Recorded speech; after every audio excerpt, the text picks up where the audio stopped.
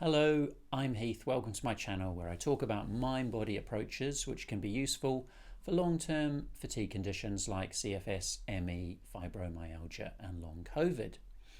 So today's topic is not strictly about mind-body approaches, but it's a really important one nonetheless. It's about pacing and why I personally think that can be a bit of a double-edged sword. Now, this isn't medical or mental health advice. This is just my personal views and opinions based on my and other people's experiences and information I've read and researched. So firstly, what is pacing? Well, generally it's considered to be an energy management strategy. So it's the idea that we don't do too much and we don't do too little. We literally pace ourselves. And people who pace might be active when they're able to, and they might rest when they're tired. They also might plan their day by prioritizing certain activities to avoid doing too much because they feel that certain things might actually increase their symptoms, or doing certain activities might lead to an increase in symptoms. Now, I believe that pacing has both benefits and drawbacks, and I want to talk first about the three benefits. So benefit number one of pacing is that it can help to reduce symptoms because resting can make it more likely for your body to start to go back into that state of parasympathetic relaxation, that rest and digest state. I say more likely because this isn't always the case, but the idea is maybe you're out walking and you feel your symptoms increasing.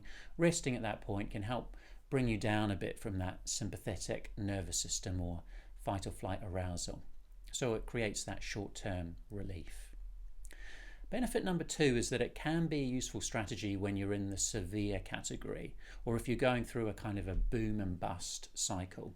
So if you're literally crippled with fatigue, then you've often got little choice but to just surrender and rest and not do too much activity. And benefit number three is that sometimes pacing can prevent us from overstimulating our nervous systems more than we need to. So if you're experiencing fatigue, you're probably finding everyday tasks more difficult and therefore more stressful. And certain activities, particularly if we're trying to do them quickly or if they're unpleasant, maybe like cleaning the house, can cause more sympathetic or fight or flight activation in your body. And if we're doing less of that activity through pacing ourselves, then that can be helpful. Okay, now on to the drawbacks of pacing. Number one, pacing puts too much focus on activity versus rest. And this is a problem because not all activity makes us worse and not all rest makes us better. In fact, some activities may make us feel better, particularly ones that bring balance, variety and reward to our lives. So if we've been quite isolated, maybe talking to others, which is an activity, can be useful and helpful. Or if we're feeling frustrated from being stuck inside, maybe going outside into nature can be helpful, even if it doesn't feel like something that we actually want to do in the moment.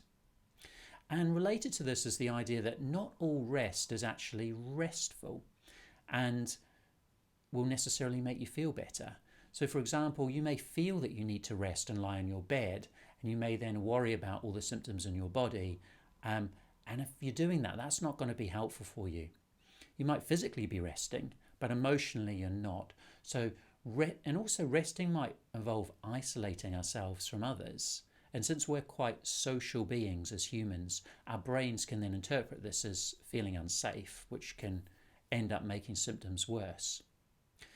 Also, there's inconsistencies with pacing I've found from personal experience.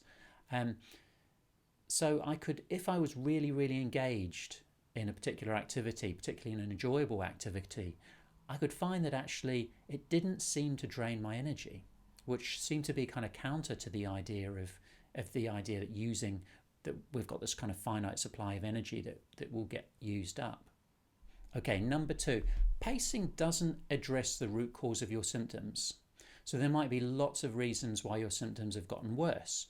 Maybe something emotionally distressing happened to you. Maybe you've been thinking a lot about your symptoms, you've been worrying more, your mind has been extremely active, and that's been tiring you out. Or maybe you have emotions that are not fully being released and that's creating tension. Or maybe something about your lifestyle is causing you stress. Whatever it is, slowing down is simply applying a band-aid rather than getting to that root cause. To put it another way, if you're on a boat and it's sprung a leak, you can use a bucket to get rid of the water if you like, but unless you mend the actual leak, it's not really going to help. Next, pacing can encourage our primitive brains or our limbic system to learn that certain activities are dangerous. So when we have a fatigue condition like CFS, our brains, they're on a really high level of alert and they become sensitized to threats. And they become like these kind of learning machines. So if we run certain thought patterns like, I wonder if going to the doctors is going to make me feel unwell, oh no, I'm really worried about this, then our brains can actually tag that situation, going to the doctors, as threatening, and will actually release stress hormones as a result of doing that activity because it feels unsafe.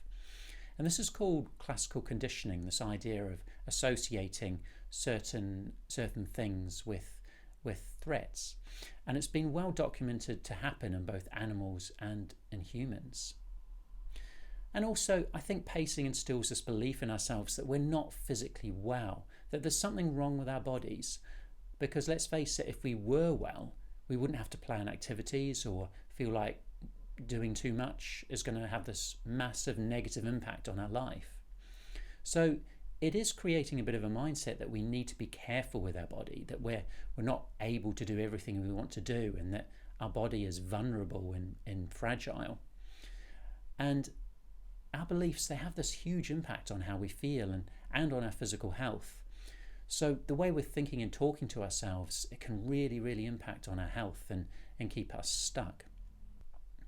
So there we have it, some benefits and some drawbacks. I hope that being aware of these benefits and drawbacks can kind of help you to navigate this area to a greater degree. It's a difficult area to manage, and many people feel quite confused about it. So I hope that's been helpful. So finally, what's your experience of pacing been? Has it been something that's helpful? Has it helped you improve your symptoms? Or do you feel like it's something that's maybe kept you stuck? I'd love to know in the comments. So thank you for watching, and I'll see you on the next video. Take care.